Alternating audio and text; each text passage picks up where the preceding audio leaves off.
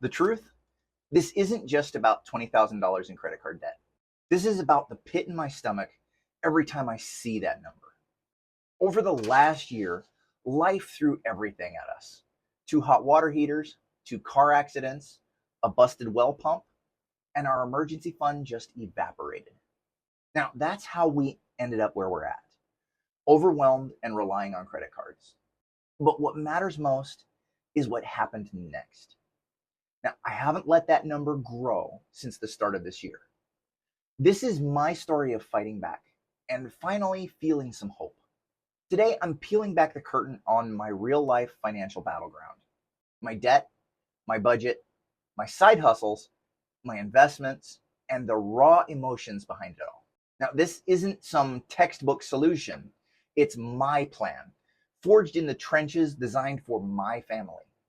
And I truly believe that by sharing it, you'll discover some actionable strategies to craft a debt payoff plan that actually fits your life and your values.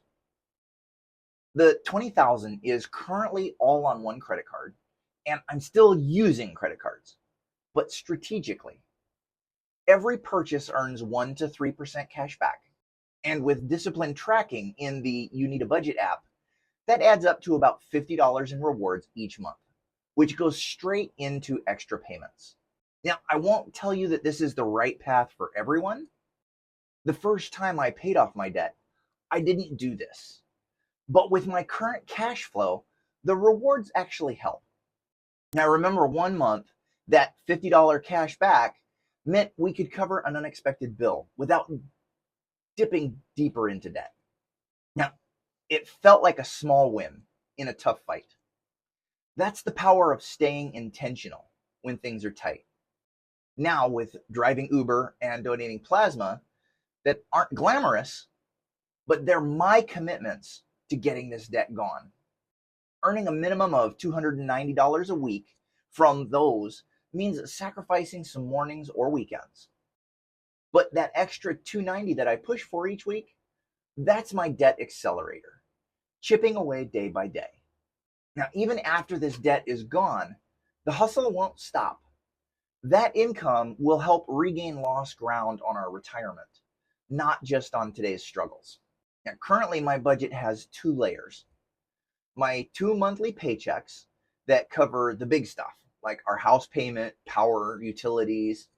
Then my weekly side hustle money. That covers gas and groceries. That steady infusion keeps us from going paycheck to paycheck. Now, if I need more, I just work a little extra. I bring the family into every conversation. Just last week, my kids wanted to go to the movies.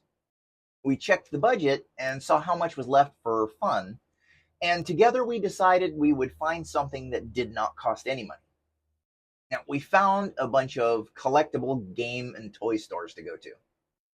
We went and checked those out, and we got to see a lot of the toys that I played with as a kid, and we had hours of fun without spending anything. My kids are learning that money is a tool, and every choice matters. Now, here's the part that gives me hope during the grind. I have 3 investment accounts. My 401k at 280,000, built over 16 years with automatic contributions. My IRA, now 36,000, I started it and maxed it for 3 years. And then I've got a smaller Acorns account of nearly $500 from Roundup deposits. Now, across all 3, this year I'm up about 10%. This is a powerful reminder that while the debt feels urgent, seeing this growth in my S&P 500 funds shows that my future self is worth fighting for too.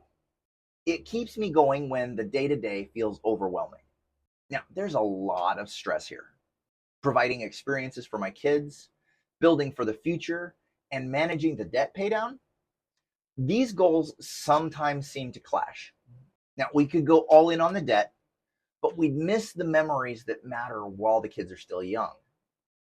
And that's a trade-off that I'm making consciously. Now, it isn't always easy, but it's the choice that I stand by. Right now, my goal for the next few months is to pay an extra $200 a month on my credit cards, aiming for $19,000 by November.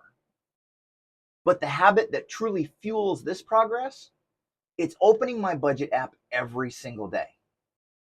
That daily check-in isn't just about tracking. It's about staying in control, reducing anxiety, and constantly feeling empowered to make intentional choices, even when life is unpredictable. Now, at the end of the day, your debt payoff plan is yours, and it has to fit your life, your values, and your goals. For me, that means working hard, staying disciplined, and still making space for what matters most to me. Thanks for watching. If you want to follow my financial journey and get more tips on managing debt, side hustles, and investing, be sure to hit that subscribe button and turn on notifications.